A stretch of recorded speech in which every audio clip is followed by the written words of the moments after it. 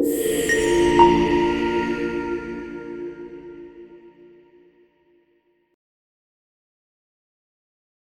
everyone, and thank you for joining today's webinar, part of the Sustainable Food Factory Conference 2025 webinar series titled Renewable Energy and Sustainable Energy Solutions for Food and Beverage Manufacturing.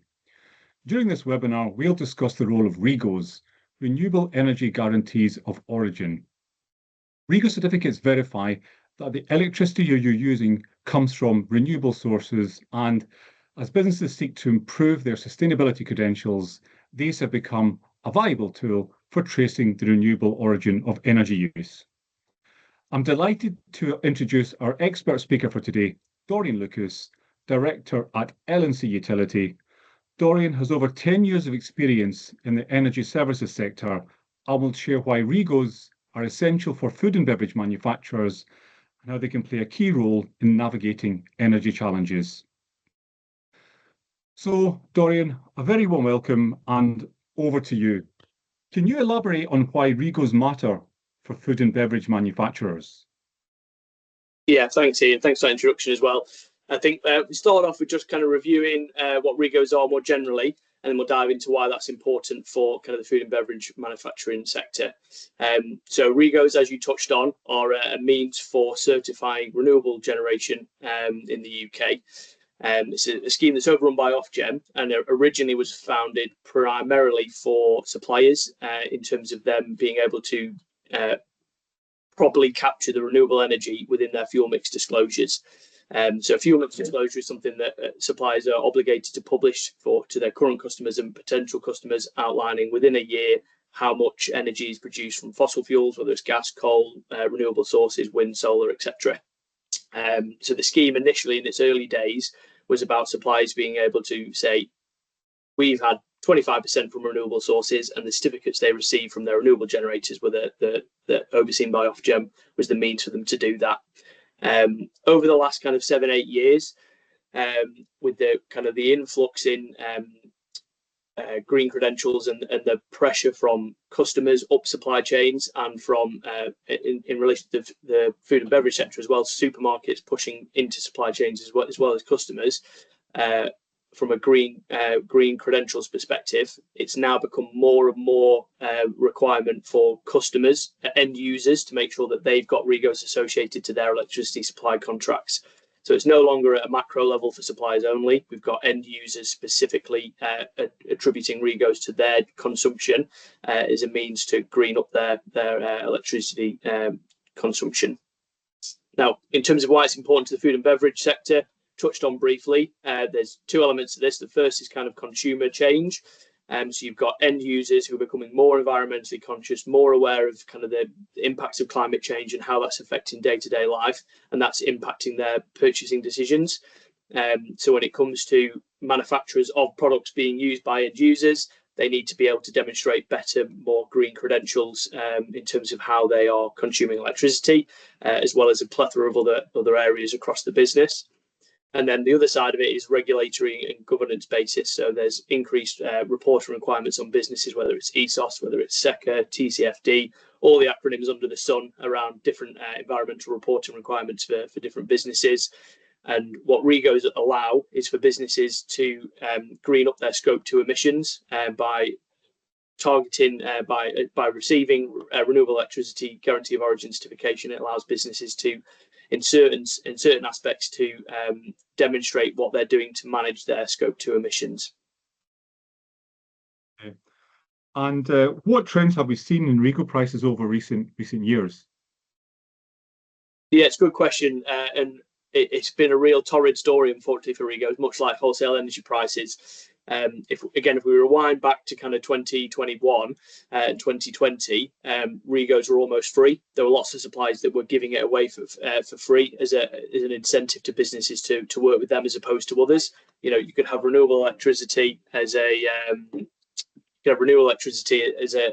kind of a perk of being with the supplier X over supplier Y, and then ultimately it's basic economics, it's supply demand. As more and more businesses over recent years have wanted renewable electricity as part of their supply contract, it's become a feed component of your electricity supply contracts, and that fee has increased over time, and that exponentially increased during the energy crisis 22-23. So we went from a price of probably early days either free or 0.1, 0.2 pound a megawatt hour as an uplift in your supply agreement, to peaking in 2022-23 at almost 25 pound a megawatt hour. So that is a kind of an absolutely exponential increase. Thankfully, since that time, we've seen things come off, and as we've gone to recent days, kind of recent months and weeks, we've seen prices for future compliance periods fall back down to kind of £3 a megawatt hour, £4 a megawatt hour.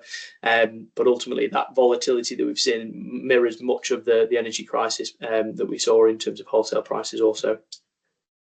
And what are the projected trends, and how can businesses prepare for these? Yeah, it's a really interesting question. So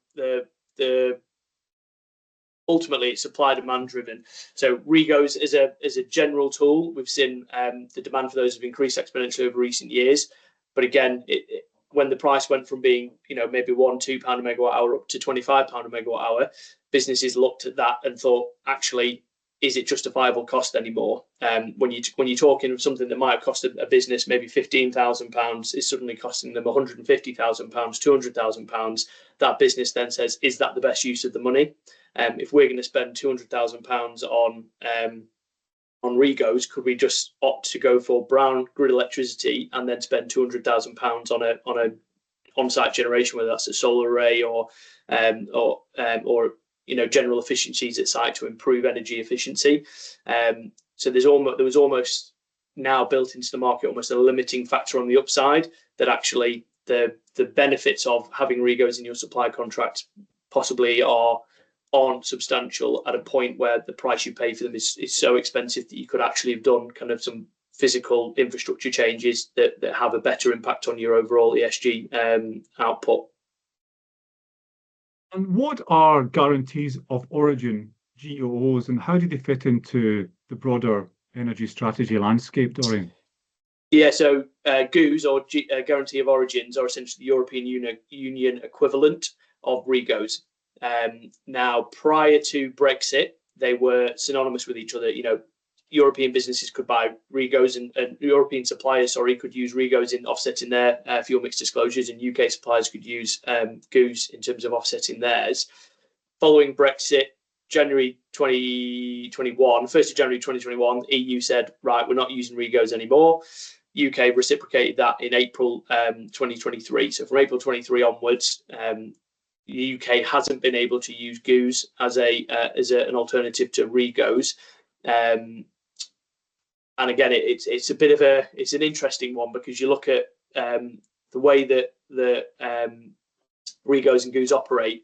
It's essentially a certificate associated to generation somewhere on the grid. So you could be a business operating in London, and you might procure REGOs from a wind farm in Scotland, and from a physical consumption point of view, it's not the electrons that are produced on that wind farm that you're consuming in London. It's essentially a mechanism to say, well, there was this renewable generation created over there on the grid. We've used grid electricity somewhere else on the grid, but we're kind of linking those two via this certification scheme. And when you then think that actually that site in London may be more likely to be using electricity produced in Europe that's come over through an interconnector that could have been a solar array in France that you can't use, even though it's geographically closer. You can't use the GOOs from that product, but you can use REGOs from Scotland, which is further away. It's a bit of a weird nuance to it. And the reason that GOOs might influence moving forward is obviously that the Labour government are more European aligned than possibly the previous government. We've already seen conversations about UK ETS and EU ETS, which is European and UK emissions trading schemes, and possibly aligning those markets. So not linked to electricity in any way, but they're two similar schemes operating either side of this Brexit line that are potentially now looking at maybe bringing together. So the mood music's definitely changing, and there may be in the future a possibility for European GOOs to be reused in the UK. Now, the benefits of that might be that prices fall as a result. If you increase supply, obviously the knock-on impact is that the prices may fall away. And in terms of demand for them, the UK is kind of leading on an environmental front in Europe. There's lots of places in Europe that have got far weaker commitments on ESG, on net zero, and therefore the business demand for GOOs potentially in Europe is less than it is in the UK. So that's where the supply might oversupply relative to REGOs might be beneficial in driving prices lower. The counter side to that, and this is again something where REGOs are coming under a bit of heat at the moment, is this growing perception that it's a form of greenwashing, because it's not physically the electrons produced from the generation that aren't being used at site. It's essentially a certification scheme.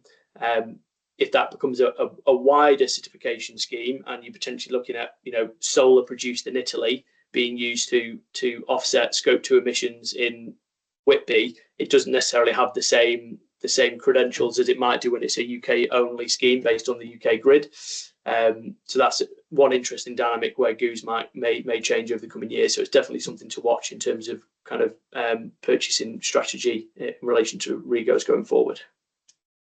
And what limitations should manufacturers be aware of in traditional REGO procurement?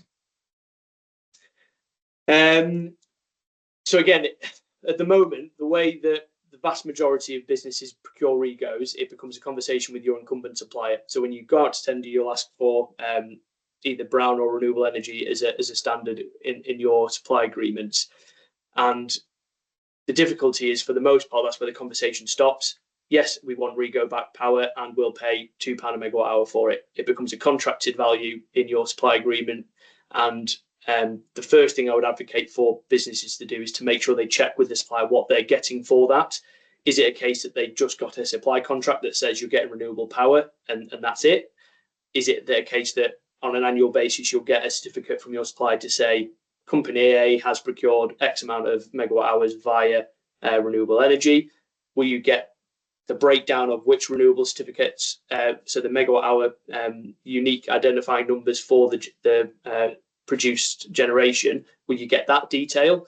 And there's a big spectrum in terms of current suppliers and what they provide. There's a big spectrum on that range of very little to a lot, and it doesn't always necessarily correspond to the cheapest and the most expensive. It often correlates to that supplier and how organised and structured they are with how they manage their own REGO order book.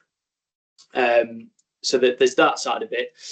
The other side is that, again, at the moment there is this kind of growing perception that REGOs are a more advanced version of greenwashing, because you have this ability within a compliance year. So REGOs run from April to March. You have this growing ability or growing perception that if I tick a box on the supply contract that gets me REGOs, that I've got green electricity. And the reality of it is when a customer does see the detail of the REGOs they've procured, let's take for argument's sake, you've got a 10 gigawatt hour customer uses 10 gigawatt hours over a year.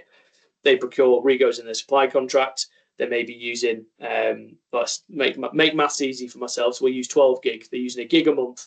And then they'll get certification from their supplier that says on the 1st of April, from the 1st of April to the 30th of April, wind farm in Scotland produced 12 gig. So we're giving you these REGOs. So in argument's sake, you'd say in April, they're 100% REGO backed. But then in May, June, July, August, September, October, they're basically using brown energy, because all the REGOs they've been procured for by the supplier have been in that April month. But because the compliance year runs April to March, they can say, we've used 12 gig and we've got 12 gig of REGOs in that same compliance year. We're 100% renewable. And that's where the kind of the status quo in terms of procurement by your supplier, that's where the pitfalls are coming, is that actually it does start to feel more and more like a kind of a greenwashing exercise rather than a real concerted effort to green up your electricity. And that isn't fault of the customer, isn't fault of suppliers. It's often because the way the scheme's been created isn't to certificate green consumption for consumers. It's born out of fuel mix disclosure, suppliers being able to say within the year how much energy came from what source. And that's where we're currently seeing a bit of a sticking point in that area moving forward.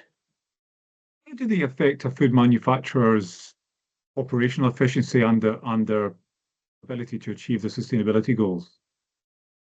So as I said, from an operational perspective, they don't. It's a certification scheme outside of your kind of actual consumption. There are ways in which businesses are now looking at trying to be a bit smarter about how they do this and a bit cute in order to try and make that a deeper green rather than this light green perception in terms of it just being certification. But again, from a reporting perspective, at the moment, being able to procure REGOs as part of your supply contracts and have that credential that says we've bought the REGOs within the compliance year, that gives you the ability to reference it in some of your external reporting. So that there's still benefits to it. But again, it's particularly when we're looking at business really pushing the sustainability agenda, it's when you start peeling back the layers, you say, well, actually, there's not that much conscious thought or effort that's gone into it. It's a tick box exercise, and actually doesn't actually stack up when you look at when the generation was produced versus when the consumers use the energy. And again, we're in this area now where businesses are concertedly really trying to green up their operations, and it's the question is now, are REGOs in their current form fit for purpose for doing that? What are the alternatives beyond REGO procurement? So there are a few. Obviously, the most straightforward way to green up your site's energy consumption is on-site generation, renewable on-site generation. But if we stay with the REGOs for a moment, there's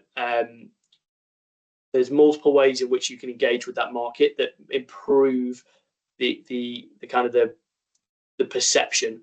So again, there's no difference in terms of end result being you bought enough REGOs within a compliance year to match your consumption, but there's ways to do it that feel less like a tick box exercise, more like a concerted effort by the business to green up their operations. So the first thing is you can procure REGOs outside of your supply contract. You don't have to do it by your supplier. So if you procure REGOs externally, they will get retied to the residual fuel mix disclosure. So this is essentially a catch-all account that Ofgem operate for REGOs that aren't bought and retired by suppliers. So as an end user, you can procure REGOs externally to your supply contract and then retire them to the fuel mix disclosure. So one benefit of doing that might be that as a business, you can partner with a generator and say, generator, solar array in the south of England. We are a manufacturer in the south of England. We want to buy your REGOs because we know that we're consuming energy off the grid every time you're exporting to the grid. So if we buy your REGOs associated to your half-hourly generation, overlay your half-hourly generation on top of our consumption, you can start to see how by doing it externally and picking partners and picking specific generators to work with, you can get a stacked overlay of generation on top of generation on top of generation, which overlays on top of your consumption off the grid, that gives you an ability to say, we've got 30% of the REGOs we've bought overlay on top of our actual consumption. So we've got a matched REGO perspective on a half-hourly basis. And you get a percentage score, and you can say, look, ultimately, you will still have to buy REGOs potentially from somewhere else that all fall in a single month and massively oversubscribe for certain periods. But it's that ability to be a bit more dynamic and a bit more nimble in terms of who you work with to try and build up a narrative of this isn't just a tick box exercise. We are actively trying to deliver on a more sustainable electricity mix. And are there any innovations tailored to high energy users? Yeah, so again, that kind of matched REGOs perspective is something that for the bigger energy users is probably more easily attributable, because if you're a smaller manufacturer with a smaller offtake, trying to find generators that will do kind of work with you over the medium or long term it is a little bit more difficult. If you're a big consumer taking a lot off the grid, and you can potentially go to a generator and say, I want to buy all your REGOs, and then go to generator number 2 and buy all your REGOs, generator 3 buy all your REGOs, and again, the problem with REGOs in the traditional sense in your supply contract is often the price is only secured for the duration of your contract. So if you sign a 2-year deal, you've got fixed certainty of what your REGO costs are going to be for that contract duration.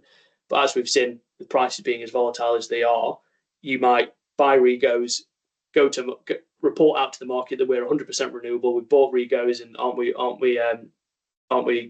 doing work on our sustainability? To then find when your contract expires, the price is quadrupled for REGOs. You've already committed to the market that you're buying them, that you're committed to 100% renewable electricity, and now you've got this added cost of now buying at this new prevailing rate. If you take that outside of your supply contracts and you look at establishing longer term relationships with generators where you're agreeing to buy REGOs for longer periods of time, and often the generators has that same problem from their side. They can only sell their REGOs at certain prices for certain contract durations. So it's in both people's interest to say, well, look, we can potentially do a longer deal here, where you're getting the cost certainty as a generator that you know you're going to get this revenue for your REGOs you produce, and the importer is going to get this cost certainty from the price they're going to pay. So yeah, there's lots of exciting stuff going on the fringes of this, and this is by no means kind of the core approach for most businesses in REGOs. It's those who are really trying to push the envelope and look at how do we do things better, accepting that the scheme wasn't designed for what it's now being used for. How do we make the most of it to try and really push forward and green up our consumption as best we can? What would be the key kind of takeaways you'd like to leave with our audience, Dorian, about all this? But I think my key takeaway would be just to ask questions on it. And again, ask questions internally, kind of really try and form a strategy for how you want to do this moving forward. There's often, from a sustainability perspective, you've got lots of stakeholders. When you come to kind of electricity procurement, there's also a lot of stakeholders. Make sure everybody's singing from the same hymn sheet. And if there is an ability to create a strategy for how you're going to manage REGOs over the longer term, really focus in on that. There's plenty of businesses out there that are geared up to support. There's businesses whose whole game is kind of matching REGOs. There's independent consultancies that will look to try and work with you to come up with the best approach.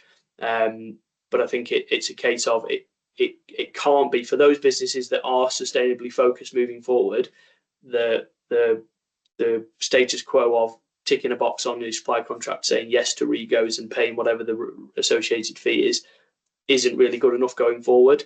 And again, because the scheme's not necessarily fit for purpose for what it's being used for, there's also lots of question marks over it over the long term.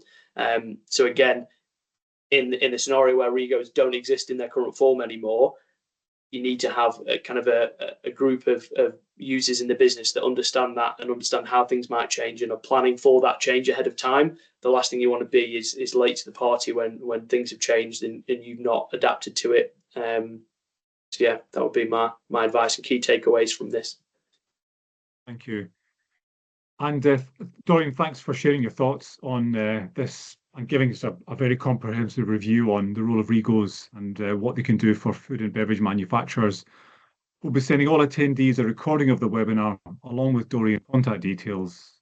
And the Sustainable Food Factory Conference will take place on the 11th of June at Derby Arena. The event's free to attend for food and beverage manufacturers, and you'll be able to meet both Dorian and L&C Utility there.